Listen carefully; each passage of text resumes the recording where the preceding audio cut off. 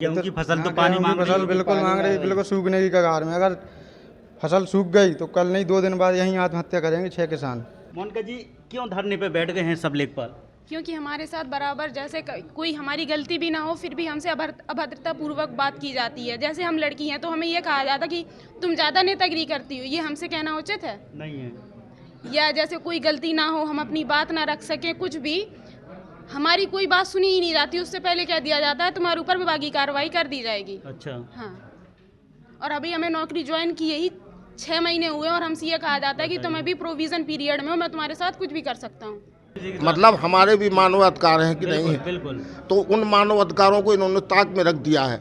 हम ये समझ लीजिए कि केवल दासत्व की जिंदगी जी रहे हैं इनके साथ में।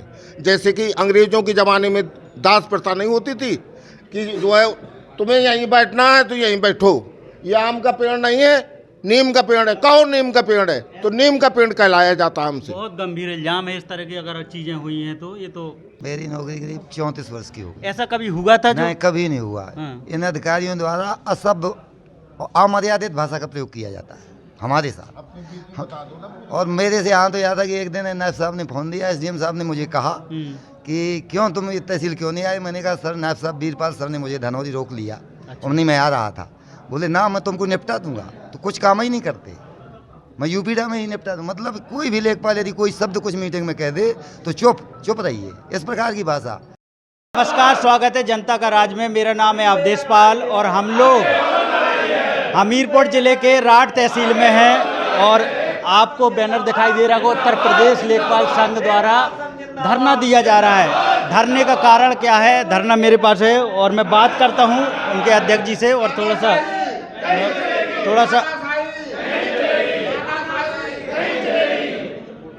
अध्यक्ष जी, बहुत स्वागत है चैनल पे। किस वजह से धरने पे बैठ गए हैं आप तो किसानों से जुड़े हुए हैं, आप ही धरने पे बैठ जाएंगे तो फिर कैसे चीज़ें चलेंगी?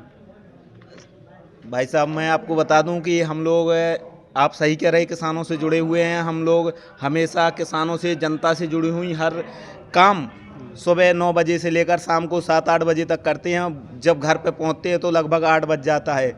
और एक दिन हमारे अधिकारियों द्वारा 8 बजे जूम मीटिंग रखी गई थी और जबकि हम लोगों द्वारा लिखित में दे दिया गया था कि जूम मीटिंग हम लोग पूरा दिन पड़ताल खेत में करें, जनता का काम करें और साथ में IGRS, जन सुनवाई और तहसील दिवस आदि का निस्तारण हम लोग करते हैं। जनता से जुड़े हुए सारे काम, जनता को संतुष्ट रखना भी एक बहुत बड़ा काम है, क्योंकि जनता के लिए ही नौकरी कर रहे हैं। लेकिन इसके बावजूद 8 बजे से जो जूम मीटिंग रखी गई, हमने एक बार आदरणीय महोदय से अवगत करा दिया गया था कि सर हम लोग जूम मीटिंग में शामिल नहीं हो पाएंगे, क्योंकि किसी की 8 बजे जूम मीटिंग रखना उचित नहीं है। किसी के बच्चे बीमार, माँ बीमार, दूध ले जाना, सब्जी ले जाना है, कितने बजे जाएंगे हम घर? तो उन्होंने इसकी ना सुनी की गई उनके द्वारा, आदरणीय महोदय के द्वारा। और अगले दिन बैठक इसी गुस्से से प्रेरित होकर जो भी हो बैठक डाल दी और बैठक में एक लेखपालों के साथ अभद्रतापूर्वक अमर्यादित भाषा से बात की गई है। और हम लोग इतने दुखी हैं कि पिछले लगभग 6 माह से जो उत्पीड़न आदरणीय तहसीलदार महोदय के द्वारा अभद्र गाली गलौज भाषा का उपयोग उनके द्वारा किया गया, ये बड़ा ही अंदर से हृदय द्रवित हो गया है कि इस प्रकार के सभ्य समाज में जिसका कोई स्थान नहीं है। अच्छा, आप अध्यक्ष हैं लेखपाल संघ के, उसमें लिखा हुआ है कि उप जिलाधिकारी और तहसीलदार जी आपके साथ अभद्र भाषा का प्रयोग करते। जी, हमारे द्वारा चूंकि उस दिन जब ये बातें हुई तो इस प्रकार की बैठक में इस प्रकार की चीज़ें हुई कि हम आपसे बता नहीं सकते माइक पे, चूँकि बहनें भी बैठी हुई हैं, तो ये चीज़ें ना होनी चाहिए। और 1-2 लेखपालों को तो इस प्रकार का, और 1-2 लेखपालों के साथ तो इस प्रकार की भाषा बोली गई कि मैं आपको बता नहीं सकता कि कैसी बात वो बोली गई है। माइक है, चूँकि सब समाज देख रहा है। हम लोग जनता से जुड़े हुए प्रतिदिन शासन की मंशा अनुरूप पूरा दिन काम करते हैं। आपको अवगत कराना चाहूँगा कि इस समय पड़ताल चल रही है। ये पड़ताल में खेत टू खेत सर्वे किया जा रहा है, हम लोग बराबर जा रहे हैं।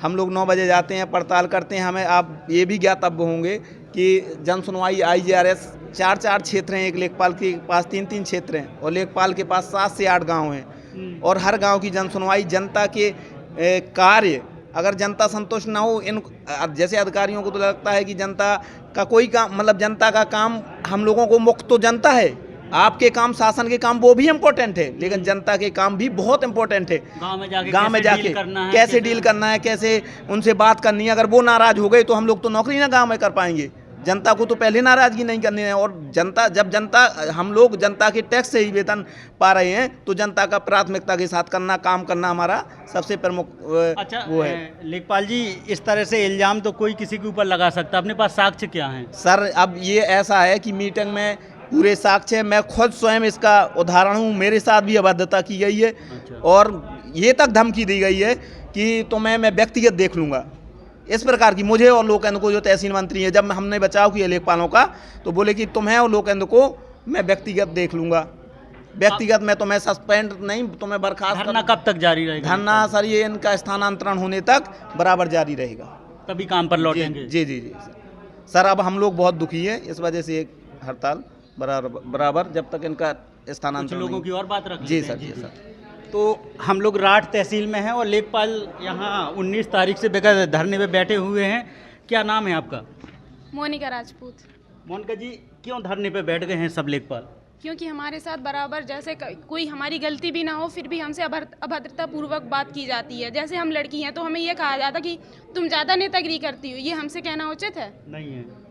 या जैसे कोई गलती ना हो, हम अपनी बात ना रख सकें, कुछ भी, हमारी कोई बात सुनी ही नहीं जाती, उससे पहले कह दिया जाता है तुम्हारे ऊपर विभागीय कार्रवाई कर दी जाएगी। अच्छा। हाँ, और अभी हमें नौकरी ज्वाइन की यही 6 महीने हुए और हमसे ये कहा जाता है कि तुम अभी प्रोविज़न पीरियड में हो, मैं तुम्हारे साथ कुछ भी कर सकता हूँ।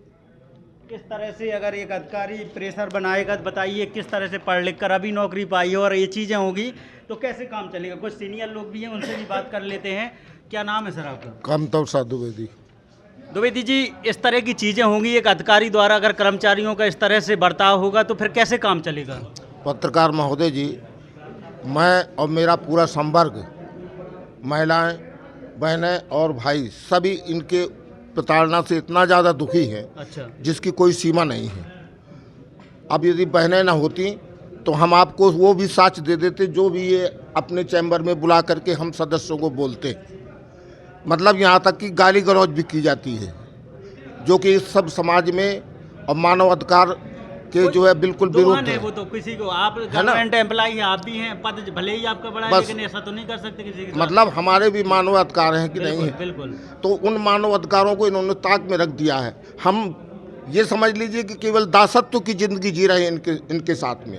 जैसे कि अंग्रेज़ों के ज़माने में दास प्रथा नहीं होती थी कि जो है तुम्हें यहीं बैठना है तो यहीं बैठो, ये आम का पेड़ नहीं है, नीम का पेड़ है, कहो नीम का पेड़ है, तो नीम का पेड़ कहलाया जाता है हमसे। बहुत गंभीर इल्जाम है, इस तरह की अगर चीज़ें हुई हैं तो ये तो। हाँ, तो तभी तो हम सब लोग क्षुब्ध हैं। नहीं, साधारण तो हम कल तहसीलदार महोदय आए थे माफ़ी मांगने, तो माफ़ी मांगने पर भी हमको डर लगता है कि यदि इनको छोड़ दिया जाएगा तो ये निश्चित है कि फिर हमारा जो है एक एक को धर धर के तलवारों से काटेंगे। अच्छा, आपका लेखपाल संघ है और कहाँ कहाँ जानकारी है प्रदेश में, सब लोगों से कैसी आपको सपोर्ट मिल रहा है? हमारे चारों जिला मंत्री और जिलाध्यक्ष हमारी इसी तहसील में तैनात हैं। ये श्री योगेंद्र जी पटेल जी, वो बैठे हुए हैं, हमारे जिलाध्यक्ष हैं। जिला मंत्री जी हमीरपुर में हैं। हमारे चारों तहसील कह रहे हैं कि हम आपके साथ हैं। पहले हम अपना प्रदर्शन कर रहे हैं, 2 दिन बाद हमारा संपूर्ण जनपद बंद हो जाएगा। यदि इसके बावजूद कार्रवाई नहीं होती है तो हमारे प्रदेश स्तर तक इसकी जानकारी पहुंच चुकी है। तो हम लोग राठ तहसील में हैं और उप जिलाधिकारी और तहसीलदार के खिलाफ लेखपाल संघ अपना मोर्चा खोल दिया है। उन्होंने कहा है कि हमारे साथ जो जिस तरह की बदतमीजी होती है इस तरह सहन नहीं किया जाएगा और यहाँ से उनका स्थानांतरण की बात कर रहे हैं। क्या नाम है महोदय? रामनाथ मेरा नाम है। आप तो काफ़ी सीनियर हैं, इस तरह से आपके जीवन काल में नौकरी कितने साल कर चुके हैं? मेरी नौकरी करीब 34 वर्ष की हो गई। ऐसा कभी हुआ था? नहीं, कभी नहीं हुआ।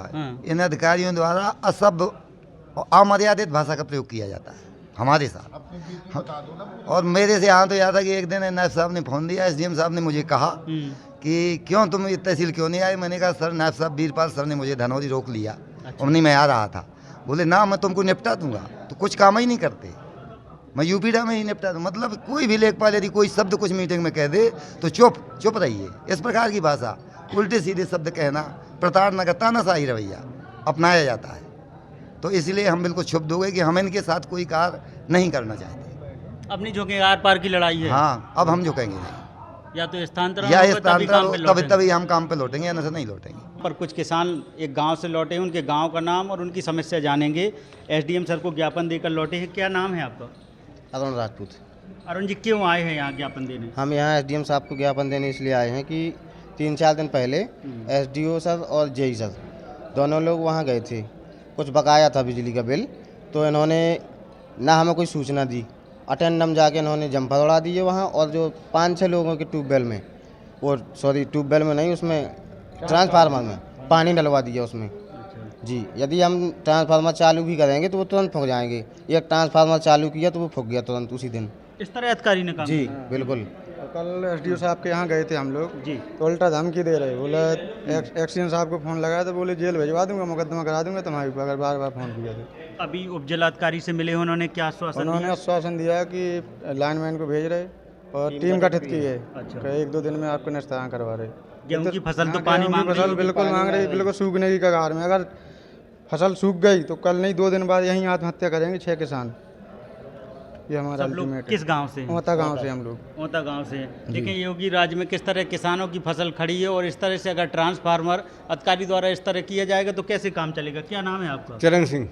आपके भी वही समस्या है? नहीं, मैं वहाँ पर था, मेरे मुंडारा इन लोगों के में पानी डाला, मैंने देखा। और हम 3-4 लोग थे, मेरी वाइफ थी, और लाइनमैन कह रहे हैं कि हमने डाला पानी, और इन्होंने कहा हमको प्रेशर दिया कि पानी डालिए। अच्छा, आपका क्या नाम है? लखन राजपूत। लखन राजपूत जी, आपके भी साथ यही समस्या हुई यही है? समस्या है सर। तो क्या निवारण होना चाहिए, क्या करूँ? तो चालू होना चाहिए, ये मैं चालू नहीं, फसल सूखना चाहिए, उनकी जांच करवाई जाए।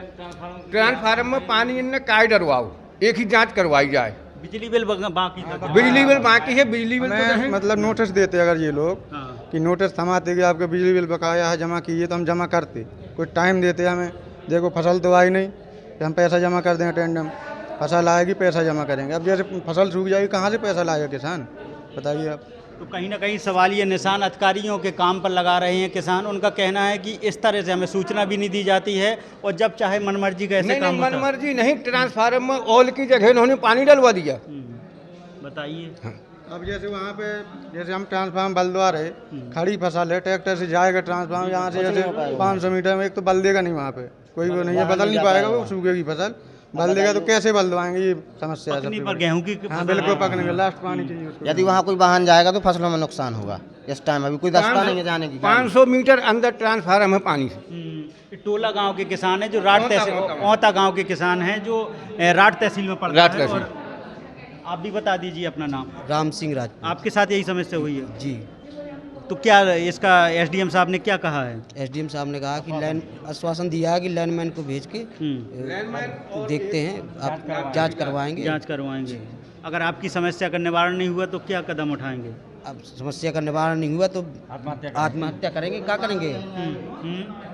यहीं आत्महत्या होगी। यहीं आत्महत्या करेंगे 6 लोग। देखें, इनको इनके साथ किसानों के साथ न्याय होना चाहिए। आप देख रहे थे जनता का राज। धन्यवाद।